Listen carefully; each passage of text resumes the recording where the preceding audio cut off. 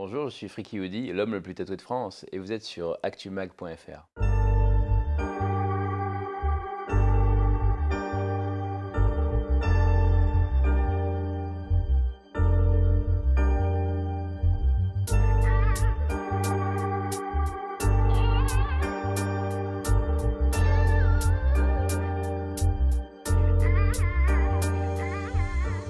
Bonjour Sylvain, Bonjour. ou bien Freaky Hoodie, le surnom que l'on vous connaît dans le monde du tatouage. Est-ce que vous pouvez nous expliquer tout d'abord d'où vient ce surnom Freaky Hoodie? Au début, j'avais un compte Instagram un peu comme tout le monde que j'avais baptisé Cochon Pesteux. Je suis fan de Camelot et la tante Crida d'un cochon pesteux, elle dit qu'elle préférait être la tante d'un cochon pesteux que de Alexandre Astier, et enfin le roi Arthur. Et quand j'ai commencé à devenir mannequin, et à être démarché par des agences et à arrondir mes fins de mois comme ça, ça pouvait pas rester, je pouvais pas garder Cochon Pesteux comme pseudonyme. Donc j'en ai cherché un pendant des semaines. Je me suis fait aider de mon grand ami David Michigan, qui est coach de vie, qui a 10 millions de followers sur Instagram, tout ça. Et enfin, j'ai trouvé, avec sa bénédiction, Freaky Hoodie. Freaky, c'est les freaks, c'est un hommage au cirque de freaks des États-Unis du début du siècle, du début du XXe siècle, où il y avait la femme à barbe, la femme tatouée, l'homme fort, les gens qui avaient des articulations à l'envers, tout ça. Donc les cirques de monstres en fait. Et hoodie, c'est parce que j'ai toujours une capuche quand je sors, parce que je ne prends pas le soleil. Je protège ma peau, parce que déjà je n'aimais pas le soleil à la base. Et maintenant en plus que je me sers de mon corps professionnellement, je le prends encore moins. Et donc c'est la capuche qui fait peur et c'est un hommage. Et il y a deux Y parce que ça rime et que c'est un peu joli. Voilà. Est-ce que vous pouvez nous raconter un petit peu votre parcours? D'où est-ce que vous venez? Où est-ce que vous avez grandi? Moi, je suis de. Toute ma famille est francilienne depuis 300 et quelques années. Mon père a fait des recherches généalogiques, il a retrouvé des ancêtres bourgeois de Paris, mais tout le monde était là. C'est l'Île-de-France, quoi. C'est même pas Paris. Tu vois, ce serait Paris, ce serait un peu classe. Non, c'est l'Île-de-France. J'ai grandi à Saclay, en Essonne, dans le 9-1. Et ensuite, j'ai déménagé à Villebon pendant 10 ans. Et maintenant, j'habite Palaiseau depuis 2 ans. Je suis professeur des écoles depuis 12 ans. Et au cours de ces 12 années, je suis parti enseigner dans le cadre du programme Jules Verne. C'est comme Erasmus, mais c'est pour les professeurs, à Londres, au Dulwich College. C'est une école indépendante à 20 000 livres l'année, juste pour des garçons. Tout le monde a le costume cravate. Ils sont 16 maximum par classe, de la maternelle au bac. Et je suis allé enseigner là-bas 2 ans. C'est une école dans laquelle ils ont tourné des scènes d'Harry Potter, pour que tu vois un peu le genre d'école que c'est. Tout avec que des briques et tout, enfin le truc super classe. Et le fait d'être à Londres, j'étais à un tournant de ma vie, j'avais 27 ans, j'avais fait ma crise des 25 ans. Et le fait d'être à Londres, ça a été un révélateur. Les Anglais, ce sont les seuls qui jugent pas. En France, à Paris, quand tu te balades à Châtelet, tu peux très vite être jugé sur ton physique, sur ton apparence. Les Anglais à Londres, ils s'en moquent complètement. Tu peux être gros, petit, noir, blanc, homosexuel, hétérosexuel. Les femmes peuvent avoir les crânes rasés, les hommes peuvent avoir des dreadlocks. Tu peux être tatoué ou pas, percé ou pas. Personne ne va te regarder. Ça, plus le fait qu'ils ont une vision des tatouages qui est complètement différente de la nôtre. Ils sont beaucoup plus ouverts que nous là-dessus, tout simplement parce que leur histoire est différente. Nous, notre histoire, les tatouages, c'était les bagnards qui allaient à Cayenne casser des cailloux, qui revenaient avec des pièces dégoûtantes sur le torse, des pin-ups sales, enfin des trucs. Alors que eux, c'était plus les princes, les princesses, les gens de la haute qui allaient se faire tatouer dans les colonies, en Inde et tout, et qui revenaient avec des super pièces. Donc les gens les regardaient d'en bas. Donc c'est beaucoup plus accepté. Et quand je suis arrivé, même dès le premier jour à Brixton, dans le sud-ouest de Londres, le banquier je vais pas dire le nom de la banque, mais il avait tout le cou qui était pris. Les gars au McDo, ils avaient tous les bras qui étaient couverts. Donc ça, plus la tolérance de l'onien, plus le tournant de ma vie, ça a été un enchevêtrement et c'est là-bas que j'ai commencé, oui. Et justement, ce commencement, quel a été le premier tatouage? J'ai fait mes 2 bras en 6 mois. C'est-à-dire que j'ai fait les 4 premiers mois. Je suis sorti picoler, danser et tout dans toutes les boîtes de Londres. Et dès janvier de la première année à Londres, je m'étais inscrit et j'ai fait les deux bras, oui, en moins de 6 mois puisqu'on les avait terminés en juin. L'année d'après, j'ai fait le torse et la deuxième jambe, toujours à Londres. Et quand je suis revenu à Paris, j'ai tout continué et j'ai fait ma première couche en 3 ans et demi. Qu'est-ce qu'on ressent au premier tatouage? Ouais, la première fois que je me suis tatoué, je me suis évanoui au bout de 5 minutes. Genre vraiment, ça faisait 5 minutes et j'étais tellement nerveux. C'est pas parce que j'avais mal, parce qu'elle me faisait l'épaule. Donc l'épaule, c'est une des zones les plus simples à faire. Mais j'étais tellement nerveux. En plus, j'avais signé pour des rendez-vous sans fin jusqu'à juin pour faire les 2 bras. C'était une cinquantaine d'heures. Donc maintenant, par rapport à tout ce que j'ai fait, c'est rien. Mais au début, 50 heures, tu te mets là, tu te dis c'est énorme quoi. Et au bout ouais, au bout de 5 minutes, je suis évanoui. Donc elle avait, tu veux continuer? Ouais, ouais, j'ai pas le choix. Mais j'étais en nage et tout, je me gavais de sucre et voilà, je me suis évanoui au bout de 5 minutes. Ouais, c'était super. Et qu'est-ce qui a fait que vous avez continué justement après cette expérience un peu compliquée? Mais j'avais pris les rendez-vous et j'avais avancé les arts. Et à l'époque, les arts, c'était 600 livres, je crois, la journée de tatouage. 600 livres, c'est 700-750 euros. Donc j'avais pas envie de m'asseoir sur mes arts. En plus, elle avait continué, j'allais pas rester juste avec un pauvre trait noir. Et je me disais, mais non, c'est pas possible, tous ces gens qui se font tatouer, pourquoi est-ce que moi, au bout de 5 minutes, je tourne de l'œil Il s'est avéré que c'était juste parce que j'étais nerveux, en fait. La plupart du temps, quand tu t'évanouis, c'est ça. Et je me suis évanoui depuis plusieurs fois avec les tatouages, mais c'est quelque chose on sait que ça va arriver, quoi. Donc ça fait partie du truc. C'est juste que ça fait peur quand c'est la première fois et qu'effectivement tu tombes dans les pommes au bout de 2 minutes. Est-ce qu'il y a un tatouage qui a été plus compliqué que l'autre par rapport à où est-ce qu'il est positionné ou par rapport au temps? Ah mais en fait, tous les tatouages, pour moi je considère déjà que j'en ai qu'un tatouage, c'est qu'une seule pièce. Mais toutes les séances sont différentes parce que tu n'as pas forcément dormi de la même façon, tu n'as pas forcément mangé de la même façon, tu n'es pas forcément dans le même état d'esprit, tu n'as pas forcément appréhendé. Donc il y a plein de zones qui sont super compliquées, mais même une zone facile, par exemple, si tu vas faire des retouches sur la zone la plus facile que tu puisses faire, les retouches, tu y vas tranquille, tu dis bon, c'est bon, ça craint rien, c'est des retouches, et là tu vas souffrir beaucoup plus qu'une séance sur un endroit très difficile parce que tout simplement tu ne l'as pas appréhendé. Alors que quand tu appréhendes, t'es à fond dans l'angoisse et ça se passe mieux en général que quand tu vas tranquille. Donc non, les zones pour lesquelles j'ai eu le plus mal, c'est bah, tout ce qui est génital évidemment, plante des pieds, paume des mains. J'ai eu très mal au flanc aussi, parce qu'il y a quelque chose d'instinctif, tu protèges tes tripes quoi. Et puis la langue, ça a été atroce. Et l'arrière des genoux, l'intérieur des coudes, les aisselles, les tétons, les paupières, enfin toutes les zones que tu peux imaginer. Quel budget faut prévoir pour faire une belle pièce comme ça? Si, c'est ce qu'on dit en général. Alors, je me rappelle plus très bien je me rappelle plus très bien du proverbe, mais c'est tu payes pour ce que tu as. Donc ça veut dire, je crois que c'est cheap. En gros, tu payes pas beaucoup, tu as un tatouage qui vaut rien. Tu payes beaucoup, tu as un tatouage qui vaut beaucoup. En gros, c'est ça. Donc plus tu trouveras un artiste que tu paieras en fonction de ses compétences, et moins tu regretteras et plus tu seras heureux du travail. Moi, moi, pour l'instant, j'en suis à 57 000 euros de dépensés, uniquement de tatouage, en faisant les conversions avec les livres, sans parler du train, sans parler de la bouffe, des crèmes, tout ça. Mais normalement, une journée de tatouage à Paris, une journée, parce que c'est ça que si tu fais une grosse pièce, il faut compter 600, 700 euros pour la journée. Et là, c'est le même tatoueur qui a fait toute la pièce ou il y a eu différents tatoueurs? J'en ai eu 7 différents des tatoueurs, parce que j'ai commencé à Londres, donc même 9 en fait. Même 10 si tu me comptes moi, parce que je me suis fait des petites retouches à droite à gauche, juste à l'aiguille, des petits points noirs par-ci par-là, plus pour rigoler. Mais maintenant, je ne vais plus que chez un tatoueur, oui, je vais plus que chez Romain Pareja à Henning Glove, à Paris et rue Trousseau.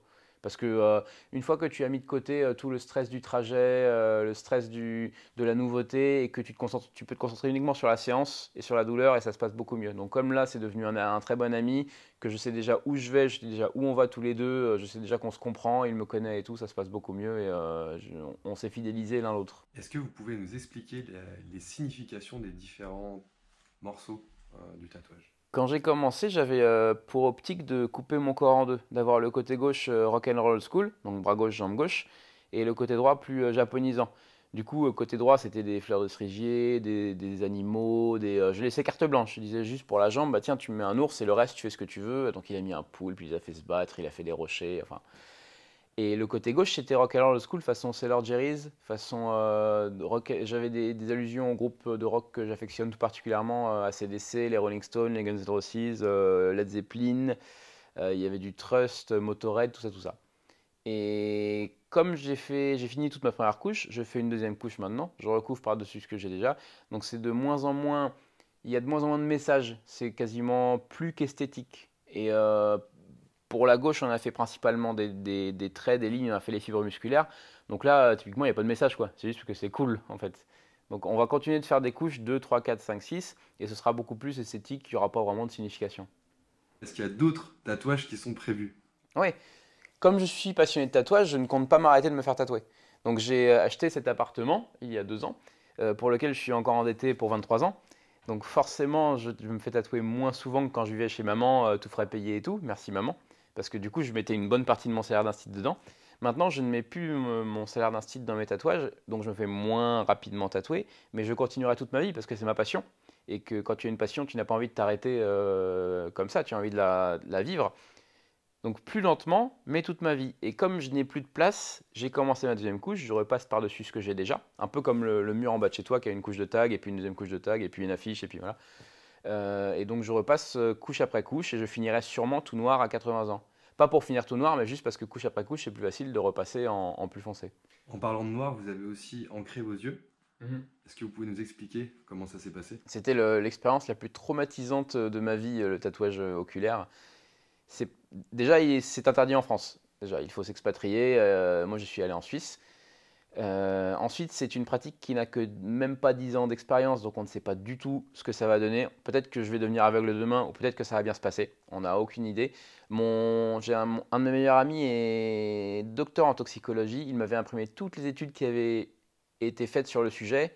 Il y en a 10, je crois, 10 ou 15. Et c'est que des cas où les gars, ils perdent leurs yeux, ils se font opérer en urgence. Enfin, c'est que des trucs horribles. Donc déjà, quand j'y suis allé, j'étais pas bien. J'étais bon, il y a un risque et tout, mais au bout d'un moment, tu as tellement envie, ça te brûle tellement que, allez, tu y vas, parce que tu sais que si tu le fais pas, tu auras tout le temps ce truc dans ta tête qui fait que tu regretterais. C'était en Suisse donc, et la procédure, elle était très simple. On m'a tenu l'œil écarté de force, donc tu as un mec qui te tient l'œil écarté de force, et tu as l'autre qui arrive avec sa seringue, et tu vois tout, parce que tu as l'œil ouvert.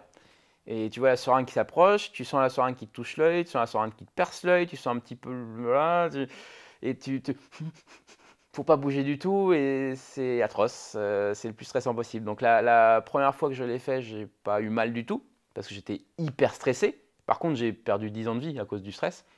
Et la deuxième fois où j'ai fait les retouches, 6 mois après, comme l'œil n'avait plus envie de subir ça, et qu'en plus j'étais moins stressé, là j'ai tout senti par contre, j'ai senti tout, la piqûre, j'ai senti la douleur, j'avais mal, j'étais en train de gémir à moitié, et en plus après j'étais aveuglé par la moindre lumière, je suis retourné au train à Lausanne à pied, je marchais les yeux fermés dans la rue parce que j'étais ébloui par tout, le moindre petit reflet m'éblouissait, et puis en plus c'est un entretien très compliqué pendant les 2-3 jours qui suivent.